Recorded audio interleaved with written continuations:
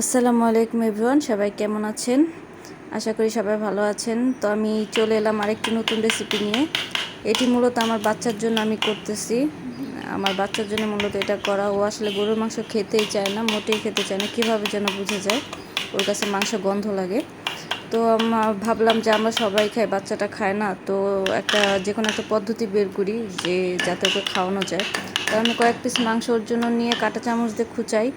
তো খোঁচানোর পরে মাথায় ঢুকলো যে ও তো টের পেয়ে যাবে যেটা যে গরুর মাংস, তো কী করা যায়।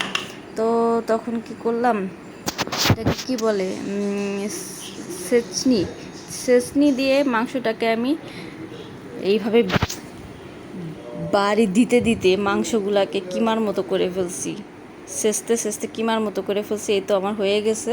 এখন আমি এটাকে ম্যারিনেট করব। তো ম্যারিনেটের জন্য কি কি দিলাম, একটু এলাচ গুঁড়ো, লবণ, জিরার গুঁড়ো, তারপর একটু রসুন বাটা, আদা বাটা, তারপরে একটু লেবুর রস দিয়ে এটাকে ভালোভাবে মাখিয়ে ম্যারিনেট করে রাখলাম।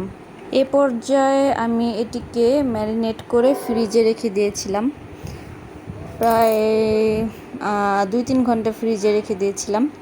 এই তো লেবুর রস দিয়ে এখন ভালো করে এভাবে মাখিয়ে আমি ফ্রিজে রেখে দেওয়ার পরে এই তো ফ্রিজ থেকে বের করার পর মাংসটা এই যে এরকম হয়েছে দেখতে। তো এখন এটিকে আমি আরেকটু নরম করার জন্য এটাকে আমি পানিতে সেদ্ধ করব। পানি দিয়ে দিয়েছি, ম্যারিনেট করা মাংসটা পানির মধ্যে দিয়ে একটু কাঁচা পেঁয়াজ দিলাম।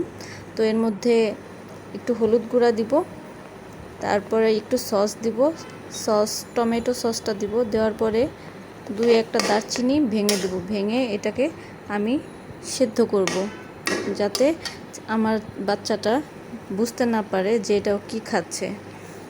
আর সত্যি বলতে এটা বানানোর পর আমি সার্থক। আমার ছেলে এটা খেয়ে বুঝতেই পারে নাই যে আমি ওকে কী জিনিস দিলাম বা কী খেয়েছে। ও হয়তো বা চিকেন ভাবছে।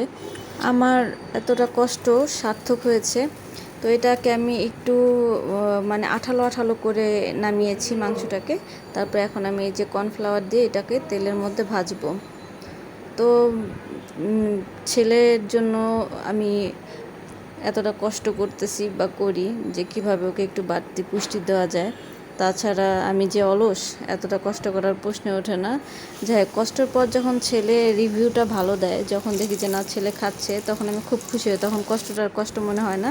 তো যাক, ছেলে শেষ পর্যন্ত এটা খেয়েছে, আলহামদুলিল্লাহ। এই তো আমার হয়ে গেছে ভাজা। এই যে এখন আমি সস দিয়ে ওর সামনে এটা পরিবেশন করব। তো আজ এই পর্যন্ত, সবাই ভালো থাকবেন। আল্লাহ হাফেজ।